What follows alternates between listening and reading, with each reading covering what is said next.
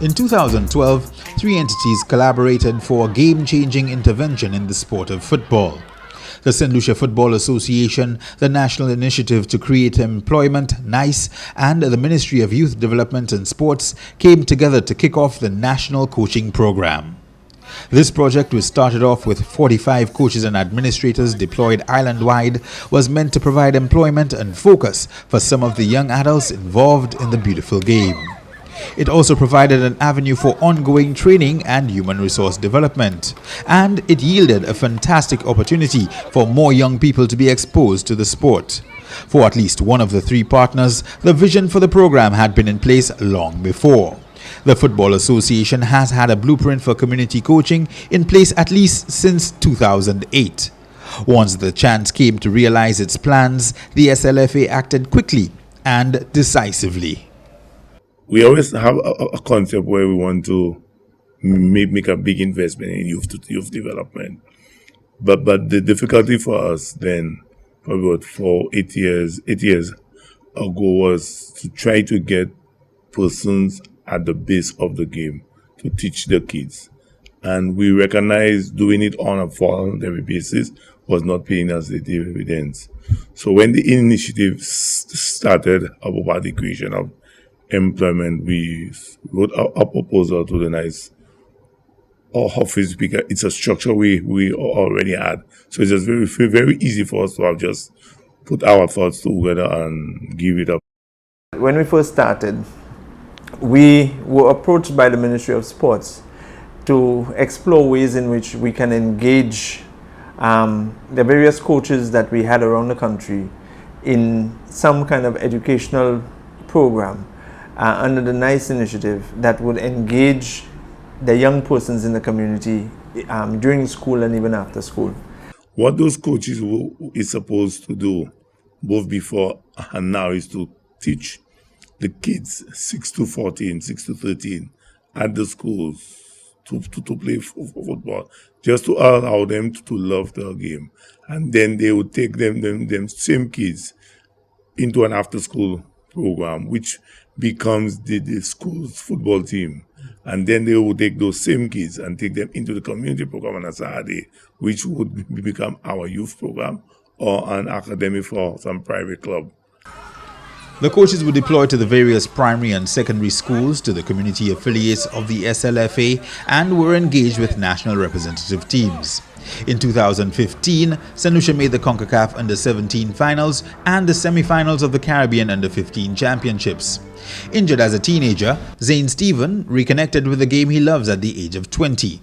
Now 24, he has helped develop several of the youngsters who were involved in those teams.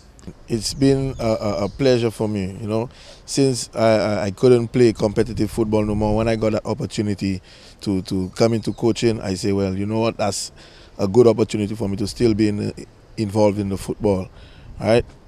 And most importantly, when I got to know that I'll be dealing with kids, especially, which I have a love for. Like Zane, Nelson has grown tremendously from his participation in the national coaching program. Aged 22, he says he has developed a great deal through the training provided by the SLFA and NICE. I wasn't the one to interact with others at all. I always kept to myself. That program, I could say that it changed me. I've become, I can say, bold. I'm a bit bold. I'm not that shy person anymore. I can actually stand up and speak to anyone, especially the youth, especially when there is an issue, right? They will mostly come to me, even when I'm in the schools. They would come to me before they go to the teachers, right? So they look up to me like as a, how could I say, someone they can trust, someone they can come up to for advice and all that. I started probably like 10 kids when we started the NICE program, because when you're at a very young age, you don't seem to make up your mind in what sport you really want to play. So I had to be going to that school every day and to try to get kids to come to join the football, both boys and girls. And now I'm at a stage where I have 40 plus kids. Courses upon courses, I think that eventually we will get to probably the license course. We can get that and we can be able to go out of the Caribbean and coach or something. But for me, I just want to see the development in the youth, to get them out of the ghetto, to get them out of the violence. That's what I want to see. I just want to see development in them whereby they can even represent their country. Similar stories are told across the length and breadth of the island, leading to increasing numbers of children being attracted to the game.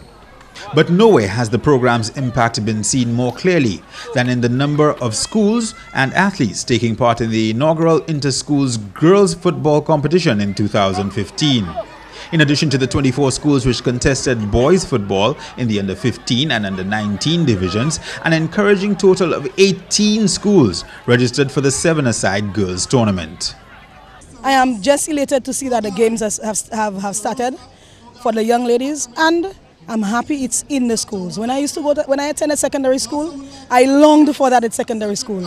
And that's why I played with the boys. But now I'm happy to see that the football is in the secondary schools for girls. The girls enjoy it. The girls these days are playing more football than boys. When they're out there, the boys are into the video games and the girls are on the field. So I think they're excited and they're appreciative of the opportunity. It would have been difficult because, again, the PE teachers are so, I don't know, so time bound, because they have to do cricket, netball, volleyball, and sometimes some schools you only find one PE teacher.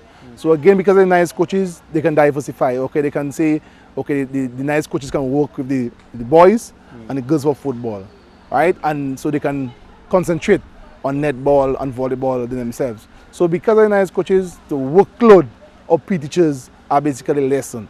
I think the intervention of the coaches at the nice coaches in the secondary schools has been very, very well put together. It is an addition to the schools that do not have coaches. And it is also an addition to schools that have coaches. When you have coaches like me also working for the boys team, that I have somebody on days I could go with the girls team for me, and when I'm free with the boys, then I could go back again with the girls. So I think the nice coaches are helping very well. And it is something very good to football and to women's football in St. Lucia. The initial pilot, the success of that initial pilot has actually shown how well the football coaching program has done with the women, not only at the community level, but in the schools. So we are very thankful now that as we go along, we're now seeing the efforts of the last 2 years, right, now coming through. The coaches are principally paid by the government of St. Lucia through the NICE program, with the SLFA having sought some additional external funding from the global governing body for the sport, FIFA. On a day-to-day basis, they are supervised by the Football Association, with support from the Ministry of Youth Development and Sports. Ongoing coaching certification at various levels is facilitated by the association, with NICE furnishing training in a number of other areas. We wanted to ensure that the whole idea of person's responsibility on the job is at the forefront. So we put all the coaches into the productivity enhancement training program. In addition to that, we also saw the relevance, and even that came from the Ministry of Education standpoint, in that those coaches needed to know how it is or how to handle young persons. So we brought them into training prior to deployment, in where they did the productivity enhancement training, and they also did early childhood education training. So they went through that process prior to deployment. I think as SLFA, it has contributed significantly to the development of the game, and it has made the management of the game extremely easier now, simply because of the concept and where the coaches have been placed. For us, where it should be or where we want it to be is the exact place it's supposed to be, where we want the kids to be coached at the community level. And because of that, there have been a significant increase in the amount of boys and girls that play football in this country. Between the community grassroots program, football in schools, and the coaches' work with national teams, thousands of St. Lucians, from grade school students to teenagers and beyond, have benefited from the national coaching program. From teaching the fundamentals of the game to encouraging the development of young men and women at the competitive level, the initiative has been bearing fruit. Initially intended to run from 2012 to 2015, the program has been extended for 2 more years, meaning that the coaches will now be employed until at least 2017. Budding footballers, parents, teachers, principals, and community leaders alike have labeled the program a success. Understandably, that is a sentiment roundly endorsed by NICE and by the SLFA. It is one of the desires of the SLFA, and it is part of the overall plan between the NICE office and the SLFA to see if we could get more outside private sector investment within the program, because it has paid off, Terry, and it will continue to pay off. We may not be around, but we are hoping that this program continues.